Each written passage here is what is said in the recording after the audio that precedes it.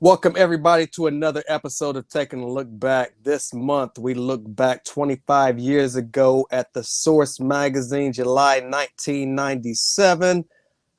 Take a look at this right here. Look who we have on the cover. The Fugees, look at that.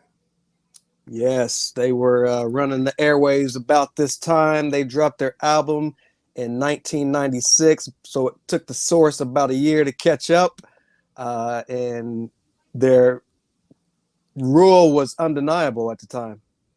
Fugees, man, you couldn't mess with them. Well, I mean, I know everybody used to say that, Lauryn Hill was carrying the group, but they were dope, man. Wycliffe was dope to me. Praz, he was all right.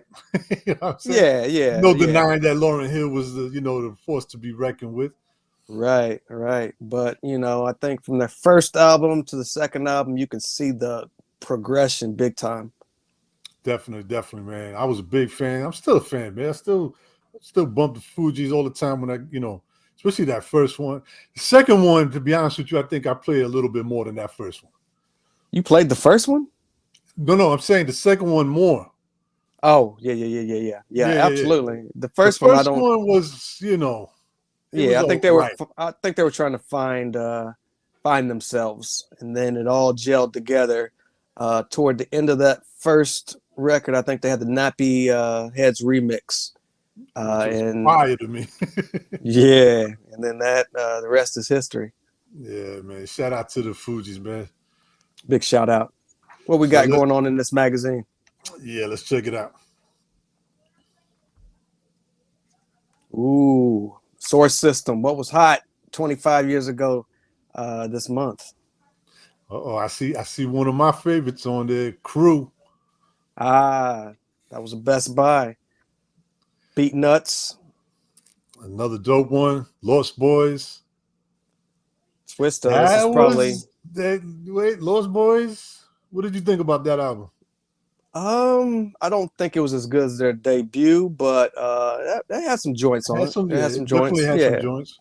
Yeah, even this. I think Young Cannabis made his appearance on this particular album.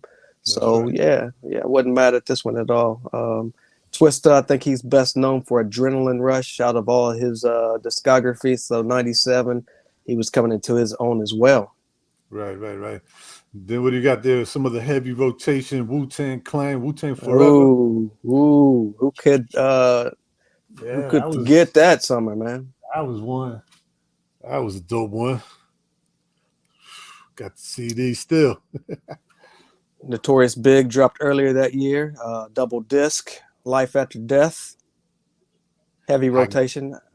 I got next KRS-One. Yeah. So Capone and Noriega. Yeah, there was a lot of good ones on here, man. DJ Muggs. I really love that DJ Muggs. Heavy D. Heavy D. Rage with her debut, Necessary Roughness. Warren G returned with his sophomore, Take a Look Over Your Shoulder. And Big Mike and Scarface from Rap A Lot. Not bad. Not a bad lineup right there. Pretty dope. Yeah, I'll take it. I remember. Hell yes. What's you know what? To everybody checking this out, man, let us know which one was one of your favorites, out of all of these that they had in heavy rotation, whether it was Capone and Noriega, KRS I got next. If you had to pick one out of all of these, which one would you pick? Let us know in the comments. Absolutely. While we're at it, what's your pick for that month? If I had to just pick one out of all of these right here, man, let's see.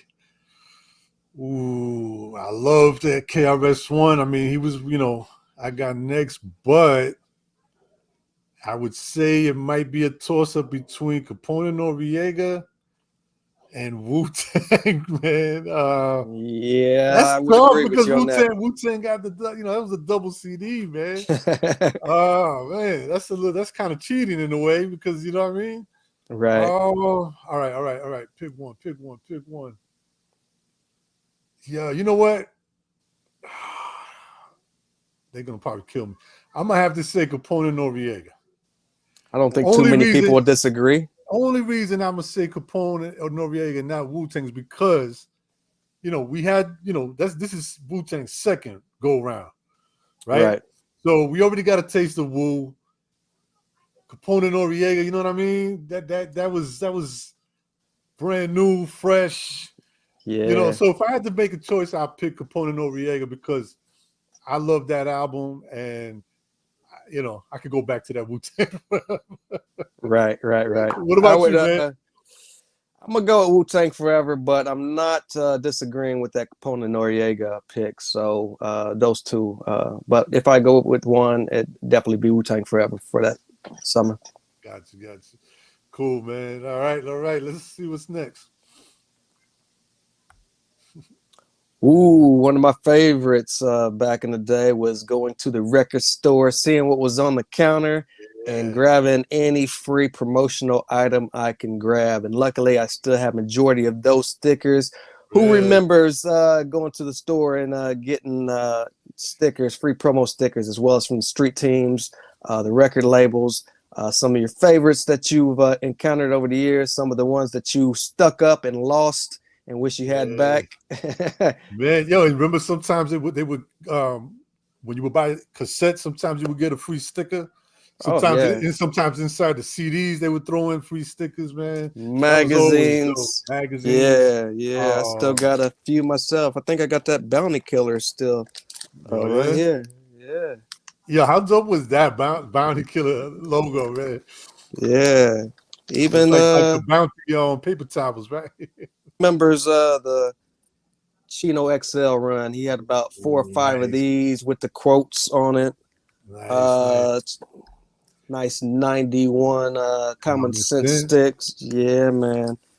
What else do we have here? Tribe Called Quest. Midnight Marauders. Yeah, man. What else do we got here? Channel Live. Nice. Tons and tons of stickers. I can go on and on. Let me just leave you guys with one more. Hey, how about Big L MVP? Ooh, nice. So those were the days. I miss them dearly. But if you still have some, please leave in the comments what you still have, what you regret. Sticking up. I know, right? Who would have thought, man? We should have kept some of these handy, but that's why we got the journalist sincere around to show us what he got. Absolutely. All right, what we got next? Oh, Unsigned Hype. Hip Hop Quotable. And the Fat Tape. Let's start with the Unsigned Hype. Perverted Dialect. Not so much. Remember them?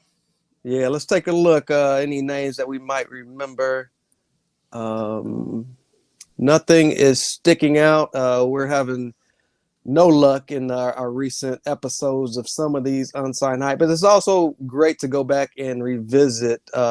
And some of these guys could have turned out to be a producer, MC, somebody behind the scenes. So please leave in the comments who Perverted Dialect was. If you have any insight, any hot singles that they came out with, anything that can help us out. And, we'd love to hear who they were back in the day. Yeah, let's check out the Fat Tape. Fat Tape. What do we have on the Fat Tape? Anything Could Happen, Wyclef. Off the Books, Beat Nuts, Big Pun. Remember that joint? Yeah. Come on, man. I know. Anything Big Pun, bro. Right. West Side Connect OGs, Comrades with West Side Connection. Big Things, Ant Banks with Ice Cube and Too Short. Drastic Measures, Capadonna with Ghostface. Not Tonight, 8 Ball and MJG. Off the Wall, Craig Mack. Come On, E40 would Be Legit. The Enemy, Big L with Fat Joe. Hit 'em. That's probably my favorite one right there. Is that right? Oh yeah, oh hell yeah. Yeah. Big L, the Enemy, man. That. Forget about it. Yeah. Hit 'em. Coolio with Razkaz. The Chosen One by OC. Life is Crime. Nola. Verbal Affairs, B1 with Extra P. You remember that joint? Nah. Yeah, I got to go back and revisit that. Yeah. DV alias Christ with Havoc on Building. The Thug and Me, Spice One, and Live at the Tunnel crew with a young group called the Locks. That was tough too. That was pretty tough, but I would go with Big L on this one if I had to pick one. Right. Hip Hop Quotable. What do you remember about the Young Cannabis? Hold on. Which one? I don't mean to cut you. Which one would you pick out of that? On the fat tape. Man, I'm gonna have to go with Off the Books. That was hot too. I mean, yeah. To me, that just one. Just thinking back at that time, looking at this, I'm gonna have to go with Off the Books. Yeah. Okay. Hip Hop Quotable, Cannabis. Yeah. Now, this wasn't off his album though. Nah, he made a debut on Beast from the East on Lost Boys Love, Peace, and Happiness album. Yeah. So, he was setting himself up for his debut album.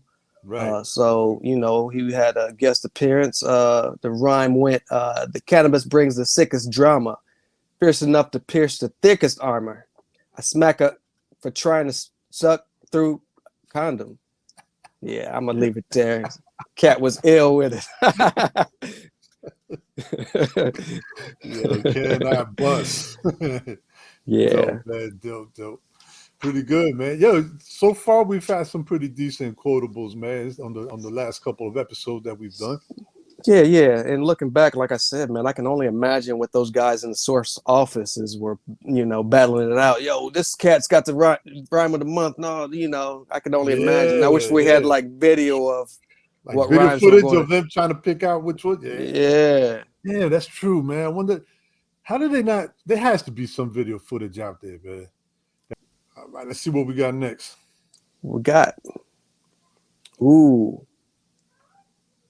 This was pretty dope, man. I kind of like the fact that they acknowledged, the graph, the writers. I think that was very ill for them to do. And in this issue, they were highlighting graph artists by the name of Blade, who was down with a crew called TC5, man. And for all of you out there, that are familiar with the graph writers and writers, TC5, very, very important crew of writers. Dope. They had like, man, they were like the best of the best. You know what I mean? There was a lot. I mean, of course, there was a lot of others, but TC5, it was a force to reckon with, man. And Blade, very well known from the Bronx. Between 72 and 84, they say he painted more than 5,000 trains. Wow. That's insane to me. Like I said, down with TC5, which stood for the Crazy Five. I know like Mr. Wiggles, if you're familiar with him, he was down with that crew too, and a whole bunch of other people, man. Blade was part of a show in 1981 that was legendary for the amount of artists that participated in that show. You had people like Basquiat, Keith Haring, Scene, Blade himself, amongst others, man. So shout out to Blade and all the graph writers from back in the days and now. Pretty dope that they included this in this issue. Yeah, salute to the source for including that magnificent piece. Hell yeah. And everybody checking this out, man. If you have any graph artists, that you remember or that you like, let us know in the comments so we can, check them out, look them up, and maybe at least give them a shout out in the next episode. Absolutely. All right, let's see what we have next. What we got next? Here we are. Yeah, so a little background story. Rage made her appearance on Dr. Dre's The Chronic. That was 1992. 5 years later, she's preparing and dropped her debut album. Some would say that it was right on time. Others would say it was a little too late. I think Dre had already left Death Row at the time, and she had to defend for production from the likes of Daz, Easy Mo B, even Premier got on a track or two. Right. What was your thoughts of this? Do you remember it? Do you think it was too late? What was your thoughts on Rage dropping the summer of 97? I mean, I liked Rage when she first came out. So when, like always, even though it's a long gap, you're sort of anticipating and hoping that they're going to deliver, you know what I mean, based on what you last heard. I wasn't too crazy about it, to be honest with you. It wasn't like that it was horrible. Right. But like you said, I think so much time passed that the hype and everything around her just kind of died out a little bit. Yeah. But I thought she was always a dope MC, man. You know what I mean? I liked her Yeah. style. I liked her her tone of voice was ill. Yeah. I think she just happened to be one of those that Got that caught up in that got caught in the mix of whatever was going on, and right. that might have affected Oh, it the music that definitely she put out. affected, because like I said, I think Dre was out the door. Even Snoop's sophomore album didn't get a lot of burn, and he was the hottest thing smoking in 96. Mm-hmm. But that Right. album, without Dre's production, just wasn't, in the cards for him, as well as this particular project. And that was, one of the last, I believe, released on Death Row during that era. Right. And then what they gave it, 3.5 mics. 3.5 mics, and Yeah. that's Yeah, it's not according horrible. to their rating, it's dope. But Yeah. I to this day very vaguely remember that project. So Yeah, that's another behind the scenes that would be really dope to see in the office of trying to, give these ratings, what album and why is getting a 3.5. That would be right. really ill to see too, man. Let's see what we had next. The return of Craig Mack. Once again, man, I don't remember this project too much. He was the biggest thing in 1994 with Flavor in Your Ear. I think by this time, him and Puffy must have departed ways. And 3 years later, he comes back with Operation Get Down. But like I said, I do not remember this project too much. Nah, me neither. I really don't. And again, another one, right? Another artist that came out swinging, a lot of hype around him. Very dope MC, man. May he rest in peace. Absolutely. But I think also just kind of fell a little short. And I don't Right. think my opinion is I don't think it was necessarily like the artist's fault.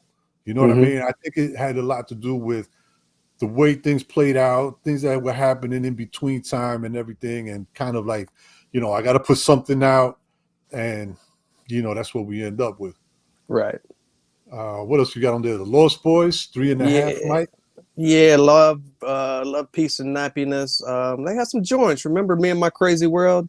Yep. I think they stuck to their formula. I do remember this album. I really enjoyed it at the time. Yeah, me too. Like I said earlier, with the hip hop quotable Cannabis, one of his first earlier appearances was on this particular project, setting himself up for superstardom later on the next year. But yeah, I'd probably agree with 3.5 for Lost Boys. Yeah, 3.5. That's not, like I said, it's not that it's bad. You know what I mean? We were just always already looking for that 4 to 5 mic. That 3.5 looked a little like, that's not that great. But I like the album. I was a fan, still am a fan of, Mr. Cheeks. Yeah. So for me, I enjoyed this album a lot. And then what we have also, Beat Nuts, man. Again, another 3.5. Man, they were being a little tough on this one. Yeah, it was tough, but you got to realize the years before that raised the bar. So I can kind of see where 3.5's come into play. So yeah, we had a big pun on this particular project. Overall, it was very cohesive. And like I said, I still remember that project to this day. So 3.5, yeah, I'd probably agree with that. What did you think about the Beat Nuts, though? Did you, fan of Oh, their I loved production, them. fan of their Oh music? man, loved them from Rain of the Tech, all the way from Rain of the Tech to the second album to this album. I was always a big Juju Psycho Les fan. So yeah, I loved Beat Nuts still to this day. Same here, man. Love their beats, love their production, man, and like them behind on the mic as well. Yeah, absolutely. Up next, we got the Boogie Monsters. They returned with their sophomore project, God Squad. Yeah, I don't think the fans took to this too well. I remember, a lot of talk of, it not living up to the expectations of their first project. That dropped, I believe, 93, 94. So, a 4-year gap sometimes can kill you. And I don't remember overall. I remember being disappointed with this project. 2.5 mics. I'd probably give it a 3, but did not live up to the debut album. Yeah, 2.5. I mean, I get. Well, what did they? Do you remember, or do you have what the exactly 2.5 mics was? Remember how they used to put like Yeah, absolutely. 2.5 is average. average? Okay. Did they have half a mic on there too? Yeah, it says 2.5. No. I'm saying what was a half a mic? Oh, Did they half a mic. Well, they had one, they had two, it and two and started a from half. one? Okay. Yeah. And I don't know anybody who's got a one. I I don't could probably remember. pass out a few ones throughout the years, but Yeah. Oh man. All right, let's see what we got next, man. Courty 40 Thieves. Thieves. All right. One of them What is cats, a couple of them cats kind of came and went. I don't remember them too much. I'm not sure if they were, I think they were down with Coolio at the time. mhm. Yeah, Yep. absolutely down with Coolio. Yeah. Just kind of got lost in the mix. They were signed to Mercury, but Yeah. I do not remember anything about this particular project. No, not at all. I mean, I remember the name. You used to hear the name a lot. The Right. name was always around 40 Thieves. But as far as the music goes, I don't really remember too much. I don't really think I was checking for the music that much. Uh, Nah.